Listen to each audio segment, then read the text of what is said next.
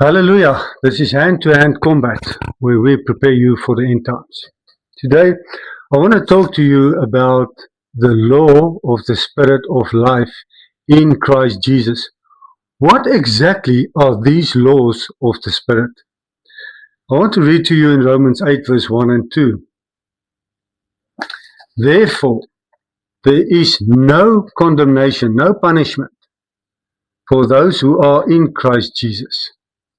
For the law of the Spirit of life in Christ Jesus have set you free from the law of sin and death.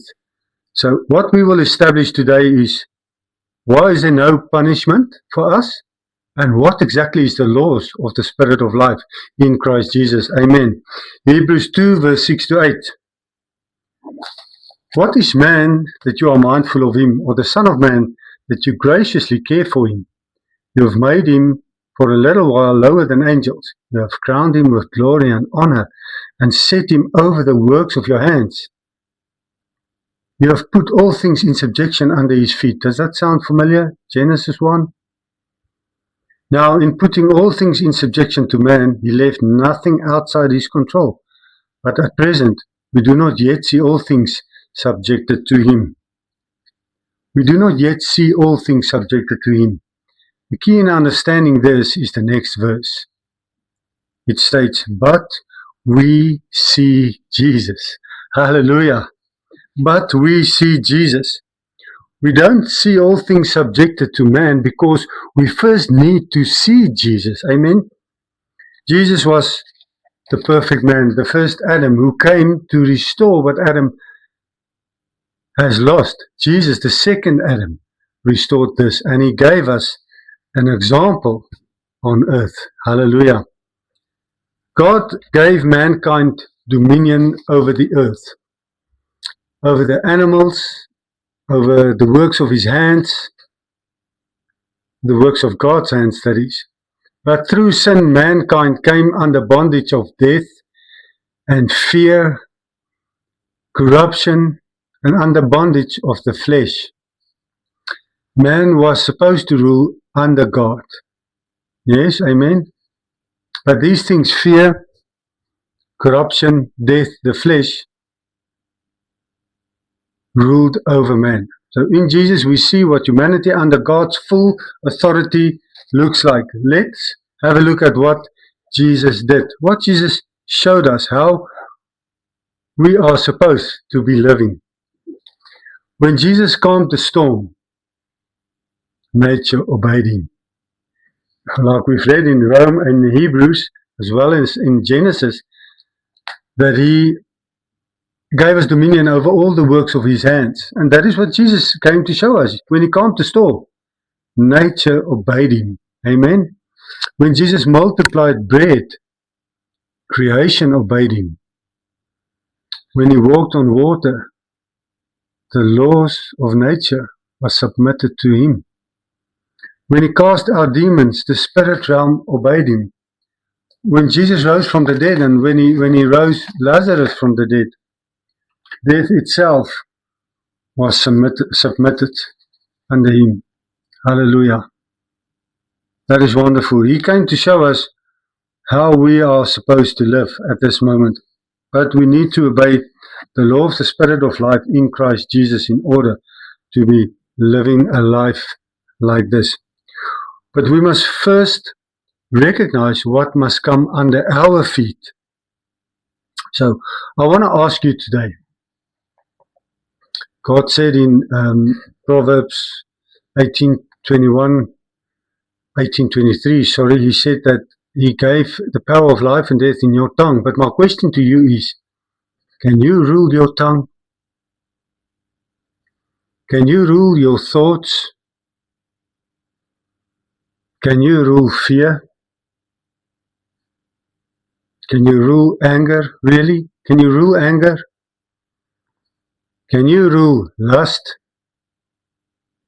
Can you rule unbelief? See, the kingdom of God is firstly established within. Person cannot govern himself, is not ready to govern greater things. It starts within. within this temple of the Holy Spirit, this temple of God, which does not belong to yourself. This is His dwelling place. This is where it all starts. That is why the Holy Spirit produces His fruit: love, joy, peace, self-control, etc. And these fruits are evidence that Christ's dominion is being restored in a person. Isn't that wonderful? Praise His holy name. Dominion is not about power over things. It is about being restored into the image of Jesus Christ. Hallelujah. That is wonderful. Many seek authority first, but God restores authority through His character inside you.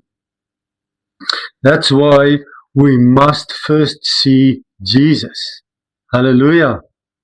The clearer you see Christ, the more the image is restored in you. The more dominion begins to manifest. Romans 8 verse 7. The mind of the flesh with its sinful pursuits is actively hostile to God. It does not submit itself to God's law, since it cannot.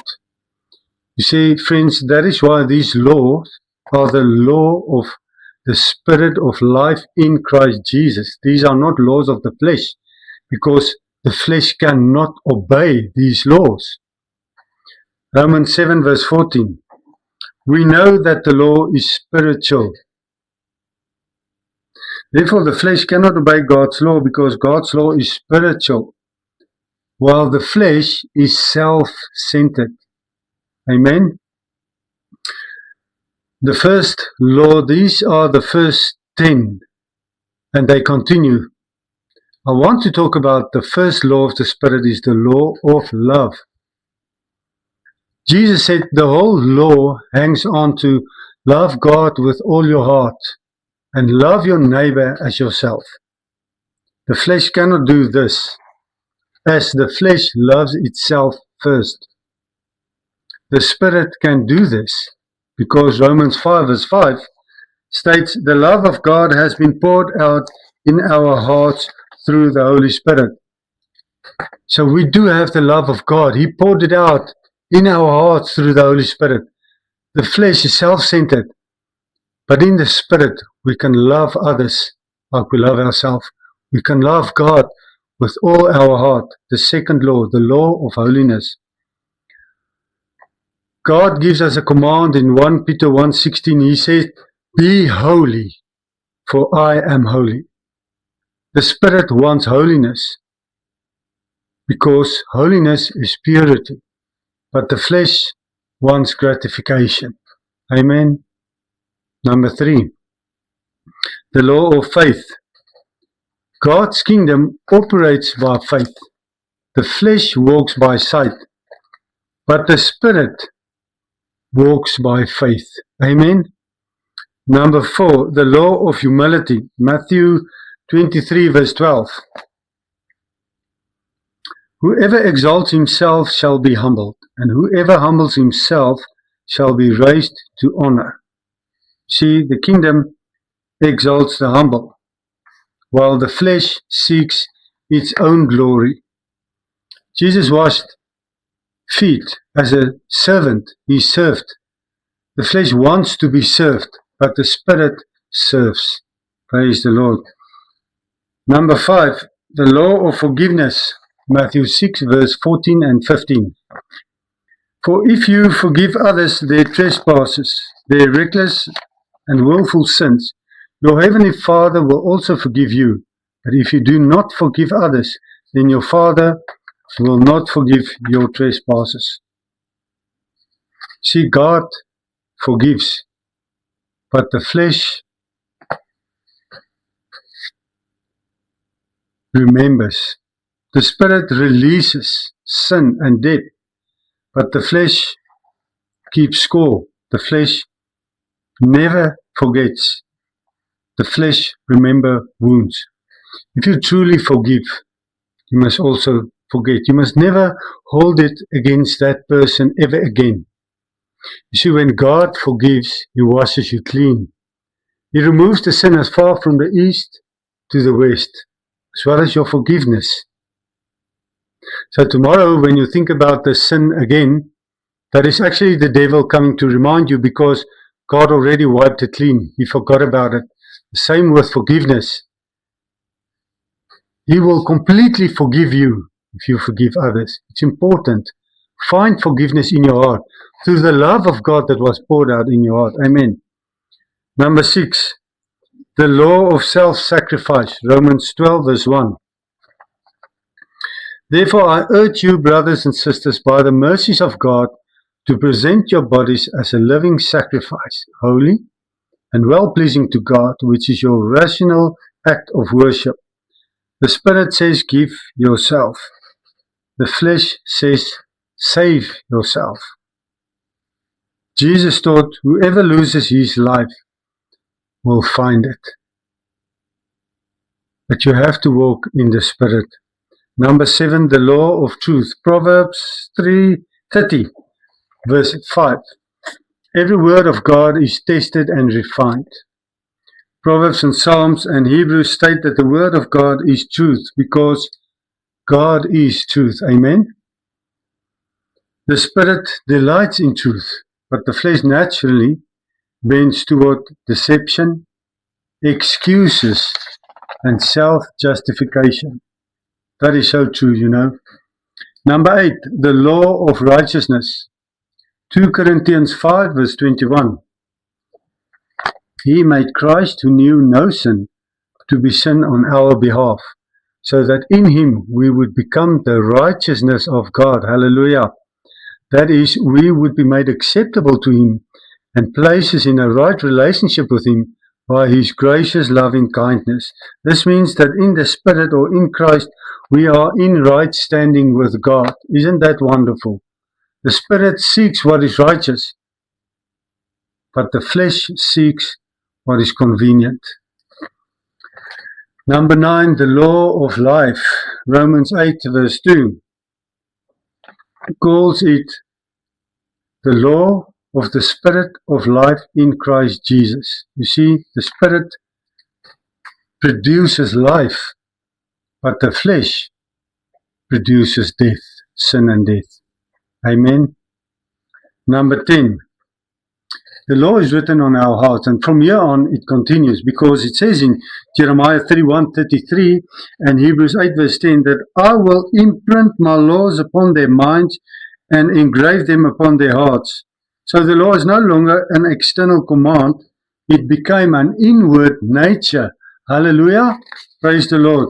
The law is not a list of rules, they are a description of who God is. His holy name. It is not something that God commands, because God is love. Truth is not something that he commands, because God is truth. Holiness is not something God commands, because he is holiness. If you have this written in your heart, you will automatically work towards it. Praise the Lord.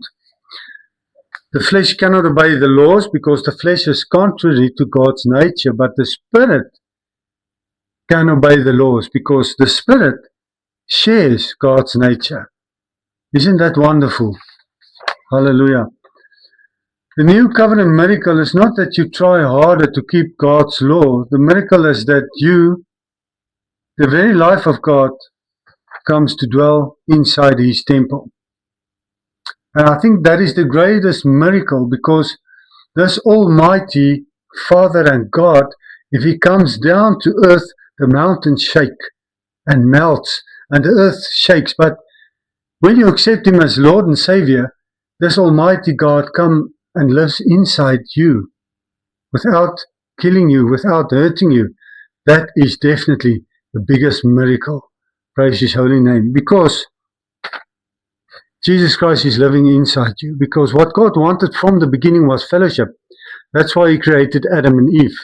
He had all the cherubims and all the angels, and he was Father, Son, and Holy Spirit. He did not need us. But he created man. He said, let's create man in our image. And God did that for fellowship. For fellowship, brothers and sisters. And that is why after the 6th day, God said, we must rest, not because he was tired of his works, because it was a day made, created for fellowship. Hallelujah. The law is a portrait of his character. The law of the Spirit of life. The law is the Spirit of life of Christ Jesus inside you. Amen. Praise the Lord. That is Christ Jesus inside you, inside his temple. And that is the law of the Spirit of life. Praise his holy name. Hallelujah.